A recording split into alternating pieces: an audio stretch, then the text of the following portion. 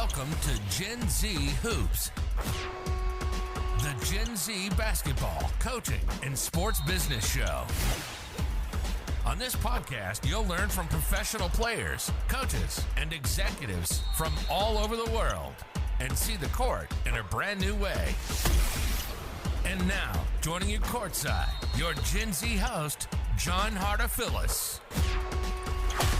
Welcome to Gen Z Hoops. Today, I'm super excited to be at Boston University, joined by the managing team and one of their video coordinators to talk about the amazing season they're about to embark on, kind of how this preseason's gone, a lot of these workouts, and really just what to expect. So I'm joined by Josh, Ryan, Grayson, and Griffin, here to talk about all the kind of stuff that's going on in this season. I know Josh a little bit from Xavier High School, him being younger than me, a manager on our varsity team, but I'm really excited to meet everyone else here. So I guess we'll start going from this way down. Maybe tell us a little bit about yourself and maybe kind of what got you here. All right. I'm Grayson. This is my second-ish year managing here. Last year I was all remote. I did a lot of statistics for the team last year, but this year it's been great to meet the guys and get into the gym. What's going on? My name's Griffin. I'm the video coordinator for BU men's basketball team here. I was a manager for 3 years at UMass Lowell. I started my sophomore year and went all the way to my senior year, and was supposed to start last year, but COVID unfortunately cut the position. Luckily this year I'm back with the team. This is kind of my first year as an official member on a staff, so I kind of can fill you in on the transition from what it's like to be a manager and actually work your way up. I can't wait to hear about that. It's going to be special. We'll start going down here. This is going to be a lot of fun, guys. I'm Ryan. This is my first year managing here at BU. Kind of got me into it as, I played a lot of basketball in high school, and I had some interest Division III, but I kind of wanted to chase the D1 dream, and so I've been doing a lot of managing here, and hopefully I can get to that level. What's up, guys? I'm Josh, Xavier class of 2019. I'm a sophomore here at BU. This is my first year managing, and I'm just so grateful to be here with Ryan, Griff, Grayson, all these guys every single day. It's going to be a really good season. Really excited for it, so that's me. This will be a lot of fun here talking about all this cool stuff. I mean, all of you guys have such unique stories, and that's why I'm happy we're all here at the same time to kind of share all this stuff. It's going to be a lot of fun going into it. Starting off, giving some insight, Griffin, on like just what it's like being a manager, going through all those 4 years, and then making that transition. Can you kind of fill our listeners in a little bit more on that, and maybe what was great about that, and maybe what were some obstacles you had to overcome in doing that? When I first started out, it was like I was a very shy dude. Like I don't know any of the players. I don't know what I'm supposed to do. I'm a little lost, but I know it. I had a good feeling, like you guys probably have. Like you have a good feeling you're around the right dudes, like good guys who like basketball, and that's what I wanted to be around. That's why I joined the basketball team. Each year and even each day, you just pick up more kind of how to do things, how to go about things, and every day I started kind of becoming more independent, and my coaches didn't need to tell me what to do. I just showed up, did everything I had to do, did everything that no one wanted to do, as you guys do, wipe up sweat, fill up. We had this, you guys have an elevator here, but at UMass Lowell, we had this whole flight of stairs, and I used to fill up this whole jug of water and ice every single day, and I just felt like every day that was just like, Griff, like you're grinding right now. But by my senior year, I was doing scouts, I was doing stats work, I was doing video stuff that in the moment I didn't know it was actually preparing me for this. So the point is at first you're going to start out and things might be a little difficult. No one's going to know your name. But if you just keep grinding and do stuff, even if people aren't watching, it can eventually pay off.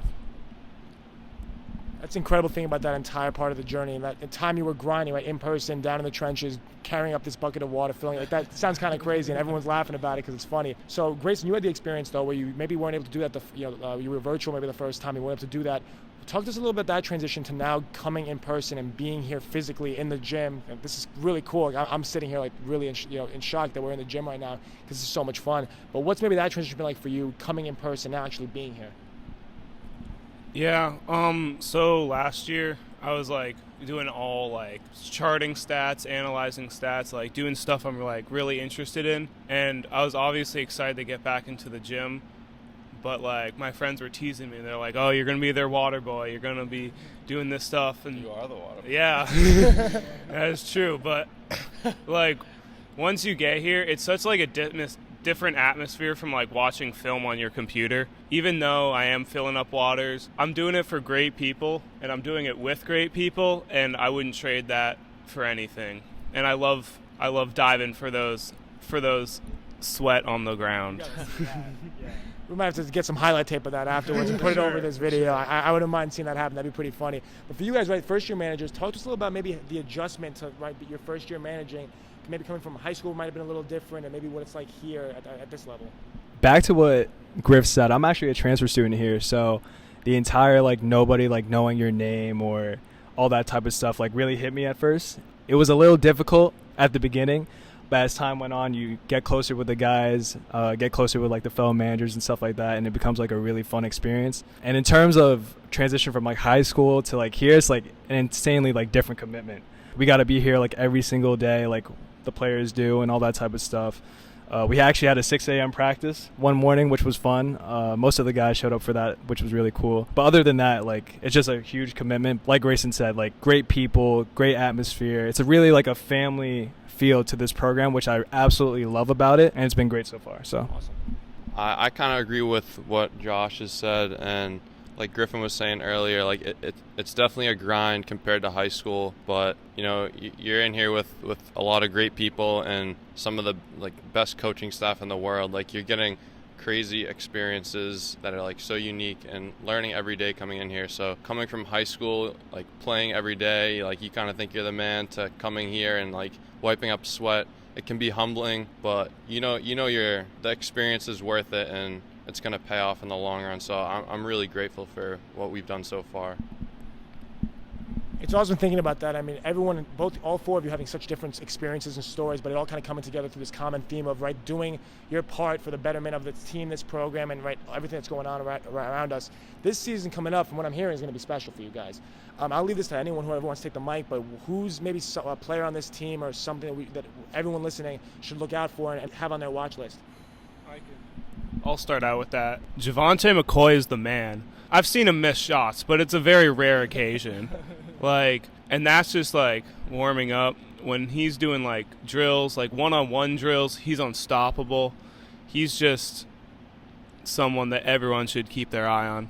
Walter White, for sure. Not the Breaking Bad character. Walter White, BU's finest. He's like a big, strong guy. And he can shoot threes. He can take the ball to the basket and everything. So those two guys, they were actually named like Patriot League, like preseason All League. So we're excited for what they have to offer this season, and it's going to be a special one for sure. So, yeah, sounds good. Go for it. I'm all about grit, and all the managers here know I'm all about grit. Nevin Zink, gritty dude. He's going to take some charges, and that's literally all we care about. So Averages 1 charge per practice, at least. That one? Yeah, I gotta shout out my guy Suk. You know, they released the preseason rankings, sleeping on my guy Suk. He's definitely gonna come and prove him wrong this season, and it's gonna be a big one. So talking about all the players that make this team happen, how would you guys describe the team's overall style? Like, what should fans come into games expect? Like, they can see a lot of threes. When they see you guys really run the floor really well. You guys name some pretty strong players. You guys gonna be packing it inside. Like, what does that style for BU basketball look like this year? I would say BU basketball is just tough, gritty, hard-working basketball. Like, I do edits almost every day, and 75% of our edits are like playing hard. Like, that's what we're looking at.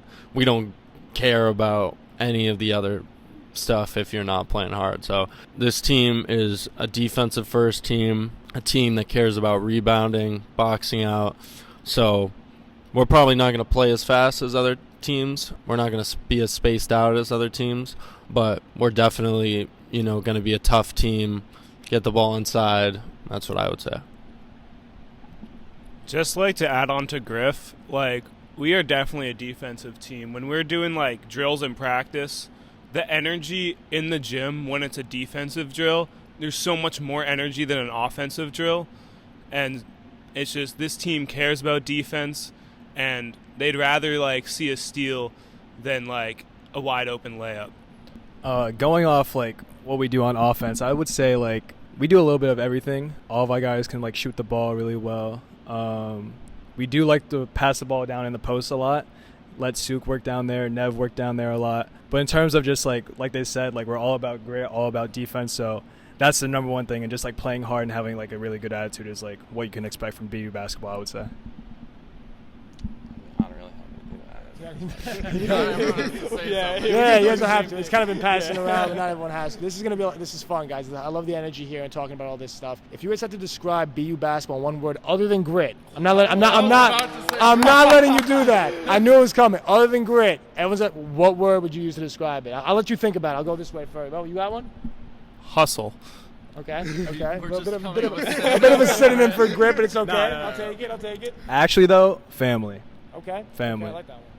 Gotta go. Attitude. That's a good one. That's a good one. Okay. I would just say, like, honestly, fun. Like, this team's. Can we swear on this? Fucking fun. That's what I would say. It wasn't so much that you cursed. It was more you made it 2 words, but I'll allow it. That you broke the rules for that one to add that little emphasis to it. But really fun. I mean, fun thinking about this team and what's about to go down this season. What are you guys maybe most excited for? You mentioned some of the players, some of the style you guys are running. Is it a game on the schedule? Like the arena? Is it in a way? It's like what is really getting you guys pumped up for? What are you guys starting in a week or two? Like it's coming up soon. I think 3 weeks. Yeah. Honestly, just the fact that we're in person, like having like college basketball back is like I think one of the best things about this season, because obviously like we weren't able to have like fans in the stands for like the longest time and everything. A lot of these guys, like everyone on the team, puts in like really hard work, so we're just excited to see how it pays off, and I think we're going to make it to the dance this year for sure. Okay. I know I've been talking about this a lot, but the energy in the games, because energy in practice is just so high, and it gets me so pumped up just to like be in practice. I just can't wait for like when the possessions matter more, everything's on the line, how much fun and how adrenaline rushing the energy is going to be in the arena. I would just say like this year to me is like one big experiment, because I've been saying this for years. If you can get a team with experience, with older people, coaching staff that literally emphasizes working hard, family, the little things, being a good person, holding the door for someone, like that's how coach is. And to me this year is one big experiment, because I've always said if I was part of a team like that, there's no way you're not gonna put yourself in the best position to win basketball games. So I know we're gonna win a lot of games because of that, and if we do what we're trying to do, then it's just going to prove that all those things are what matters most. If I was to like point to one game, I know like every game matters, but I'd say we play Florida State this year. We obviously have a really good team this year, and we're expected to do big things. So I'm excited to see how we're going to stack up against like a really high major school, and that'll be really fun. So we're talking so much all this positive stuff about how great of a program BU is, but what's maybe the one thing that you guys think to get to the dance, like you said, you guys have to improve on to really become one of those forces to be reckoned with in the NCAA? I think this is with every team, but even when you have a lot of talent, at the end of the day, like someone's gonna make more shots than other people, and you got to be able to divide it. You have to have the team first mentality, and we do have that mentality. I think though, when this course of a season kind of starts, you never know what's going to happen, and when you're down 20, 30 points, in an in-conference game, you're going to kind of see where you're at and who's going to be the guy. And I don't think there necessarily has to be the guy on this team, and that's why this team's special, and we have to make sure that we stay on track with that. So going through this whole stuff with the team is amazing, but going back to everyone here, right? Your development as managers and getting to the next level. I mean, Griff, right? You've done it, right? You've gone through that process to be here. Can you kind of share some insight, whether it's to the managers sitting beside me or the managers listening on the show, as to how you got to where you are? Yeah. So I'll just go through a specific story, and I tell this to a lot of people. When managers give me a call and ask me how to kind of move up in the ranks. But first of all, I'll tell you this. My senior year when I was a manager, I was like a freak on LinkedIn. I was like calling people I'd never met. I would go on just the websites of places that I was interested in, just be like, do you have a GA? I wouldn't say, do you have a GA spot? But I'd be like, if you do, how could I get there? And I tried to network like crazy. And so many of the responses I got were like, you're doing everything right, you're working hard, but a lot of times you just have to get lucky. Everyone just kept saying you have to get lucky. And I was like, fuck you. Like, I'm not going to leave it up to like getting lucky. Like, what are you talking about? Like, I need to like do this, and that. And then I ended up getting lucky. Like, that's how I got the job here. So this will tell you a little bit about who Coach Jones is and just what type of dude he is. My senior year, when I was a manager at UMass Lowell, BU came to Tsongas Center and played us. In Coach Jones fashion, he forgot his keys at Tsongas Center. So he was cool with one of my assistants who used to be a video guy here. He called him, and I'm there an hour after the game, and he's like, and the reason I say this is my coach could have made the call to any other manager, but he knew he could trust me. So he called me up. He said, Griff, are you still at the game? I said, yes. He said, can you go find the BU coach's keys? He left it in the visiting locker room. So I go and I get his keys. And then I get a text from Coach Jones, and he's like, hey, I forgot my keys. I can come by later. And it was a Saturday night. I'm like, that sucks. Head coach going to drive like an hour to come back to the place he just played at and come get his keys.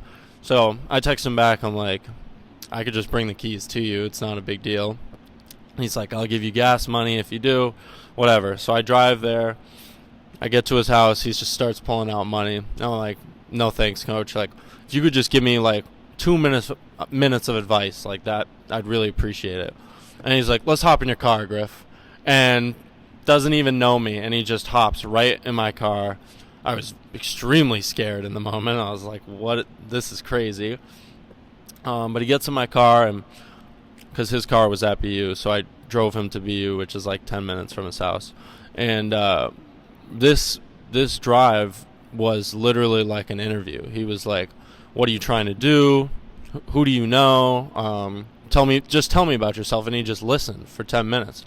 And he just starts firing off people in his contacts. He sends me Adam Finkelstein, who works for ESPN, sent me like the head of Hoop Group, sent me all these people. And I've never even met him just off that. I knew he had a video coordinator. I had actually connected with their video coordinator before him. Eventually, down the line, I ended up asking him for help. This is kind of when COVID happened. I was like, I'm still looking for a spot. And he would get me a head coach's number in 2 minutes. TCU, I heard, at a GA spot. He had me Jamie Dixon's phone number in 10 minutes.